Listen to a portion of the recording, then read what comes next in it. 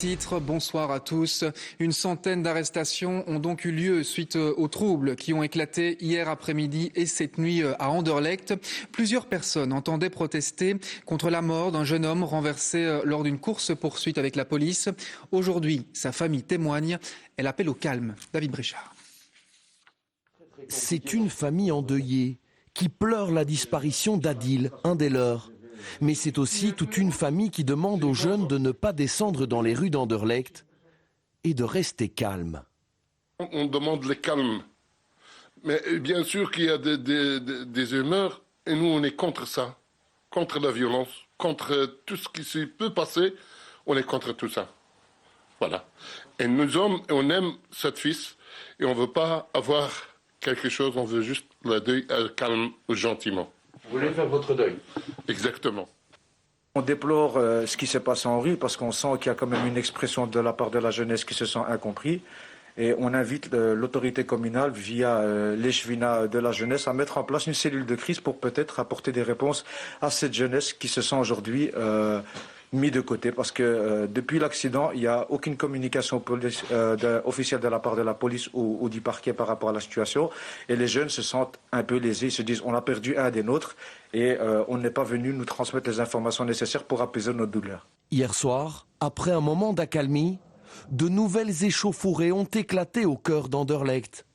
Mais rien de comparable à ce qui s'est passé dans l'après-midi. C'est vrai qu'il y a eu vers 22h un petit regain de violence avec un commissariat qui a été caillassé, mais la police a assez rapidement pris la mesure de la situation et le contrôle. Et pendant la nuit, on a eu 5 voitures qui ont brûlé, donc on fait évidemment le lien avec ce qui s'est passé hier. Jusqu'à ce matin, une soixantaine de jeunes a été arrêtés. Et comme on le découvre sur ces images, la police n'a pas employé la manière douce. Face aux forces de l'ordre, certains fauteurs de troupes sont allés jusqu'à lancer des pavés, des cocktails Molotov. Quant à l'arme dérobée à la police avec laquelle un jeune a tiré, elle n'a toujours pas été retrouvée. Une enquête est effectivement en cours pour retrouver l'arme qui a été dérobée dans un véhicule de police hier après-midi.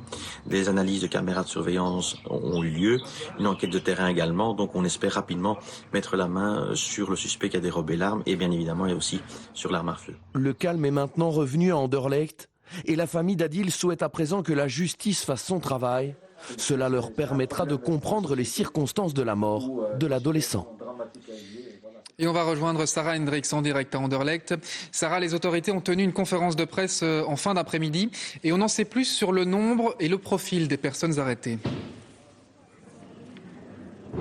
Oui, ça c'est parce que la police elle a changé de tactique aujourd'hui. La journée elle a été très calme à Anderlecht, mais la police n'a pas attendu d'être confrontée à des comportements hostiles pour intervenir.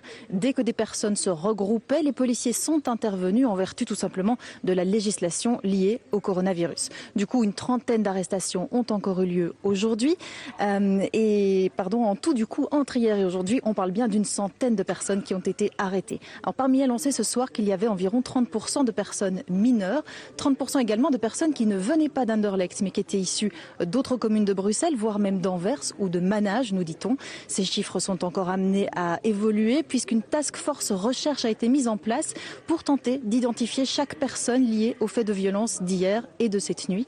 Alors la journée a donc été calme, mais la police reste sur ses gardes. Un dispositif est prévu pour pouvoir intervenir rapidement dans les heures qui viennent ou cette nuit si ça s'avère nécessaire. Merci Sarah pour ces explications en direct.